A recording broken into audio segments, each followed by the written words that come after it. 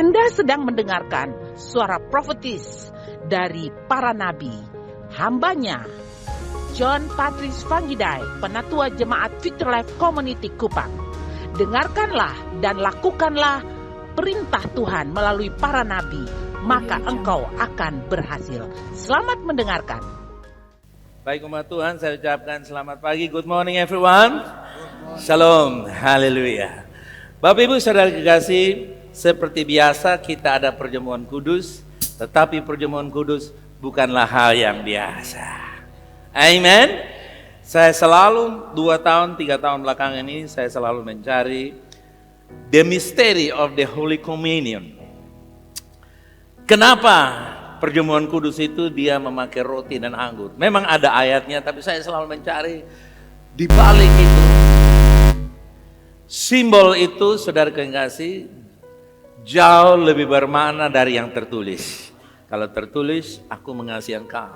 Tapi kalau saudara lihat simbol ada jantung, itu bisa jantung pisang, saudara kekasih.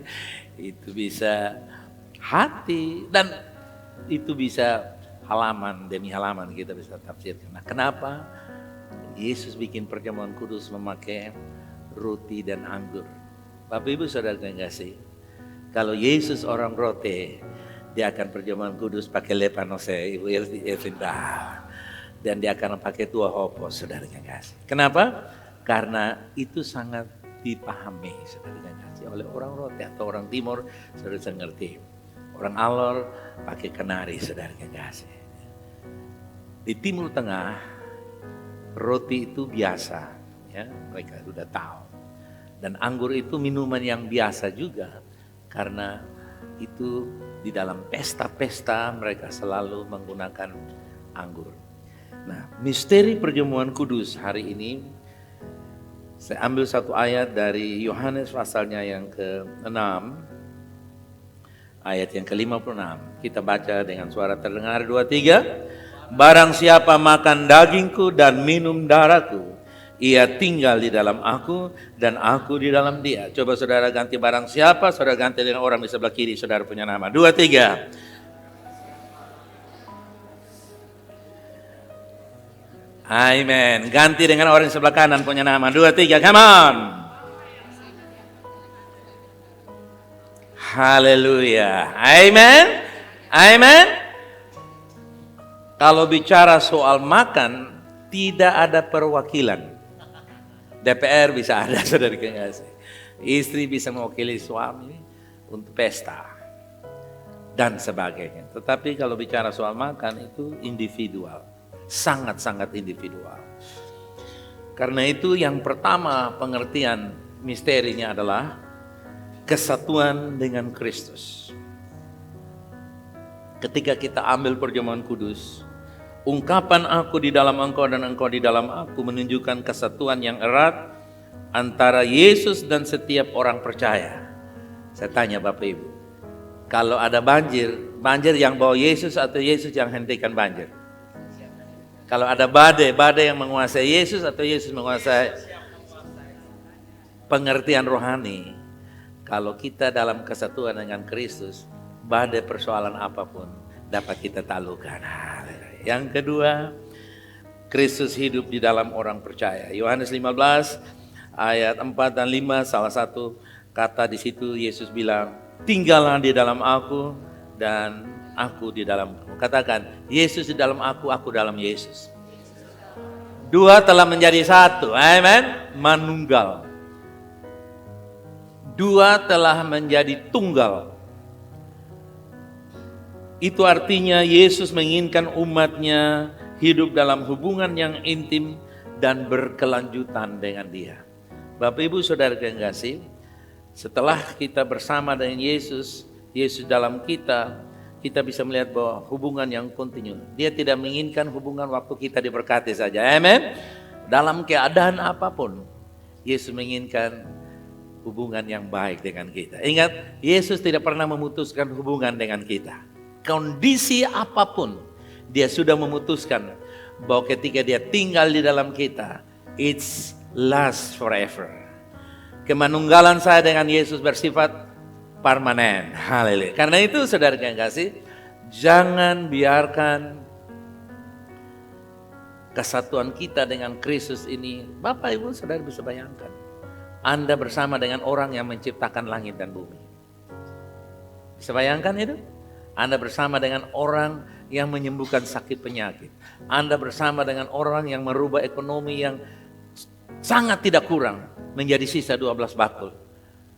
Gunakanlah kebersamaanmu dengan Kristus untuk memuliakan nama Dia. Yang ketiga, kehadiran yang menyatu secara rohani. Makna engkau di dalam aku mencerminkan bahwa setiap orang percaya berada di dalam perlindungan dan kasih Yesus. Haleluya. Selama masih ada udara, perlindungannya masih ada di atas engkau. Bahkan engkau berada di ruang yang hampa udara sekalipun di dalam lubang kubur, Yesus masih dapat menembus ke sana. Lihat, waktu Lazarus terkubur habis, tidak ada oksigen sama sekali dalam tubuhnya, bahkan sudah puruk, sudah busuk, tapi Yesus menembusi keadaan itu. Apapun keadaan saudara, kesatuan dengan Kristus merubah keadaan. Amen. Dan yang keempat, kesatuan tubuh Kristus. Bilang di kiri kanan, kita bersatu melalui tubuh dan darah Yesus.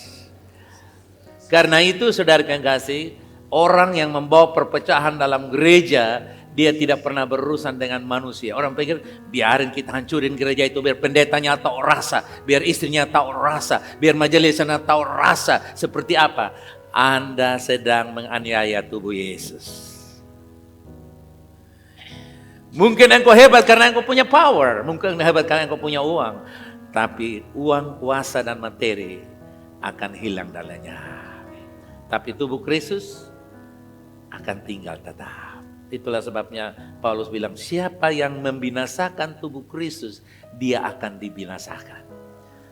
Itulah sebabnya saudara lihat gereja yang berangkat dari perpecahan tidak akan bertahan selama-lamanya. Saudara boleh search, cari tahu. Gereja yang dimulai dengan satu panggilan yang kudus dan gereja yang dimulai karena pertikaian, sengketa, itu akan ada perbedaan. Saudara yang kasih, out of the record, Gereja Bethel Indonesia tahun 70-an, itu mereka bertikai sampai mau tinju-tinjuan sampai bersumpah. Dan salah satu sumpahnya berkata, siapa yang mendengar suara Tuhan, dia akan berkembang. Dan saudara tahu, Gereja Bethel Indonesia hari ini ada di seluruh dunia. Ada di seluruh dunia. Tapi yang menyumpahi itu, mau mati tidak mati, mau hidup tidak hidup. Renovasi gereja pusat mereka saja butuhkan 5 kali pemilu baru berhasil direnovasi gedung tua mereka. Kenapa? Karena tubuh Kristus itu dihancurkan gara-gara gengsi. Bapak Ibu jemaat Tuhan, mari kita jaga kesatuan tubuh Kristus. Amin. Amin. Kalau Anda keluar dari tempat ini, bukan karena keluar, tapi Anda diutus. Haleluya. Amin. Ya, itu pesan Tuhan untuk kita semua dalam misteri perjamuan kudus hari ini. Baik, Bapak Ibu boleh membuka. Mari kita bangkit berdiri bersama-sama. Saya hitung 2, 3, saudara baca ayat di situ dengan suara terdengar dirimu sendiri. 2, 3, tetaplah berdoa. Wow. Haleluya.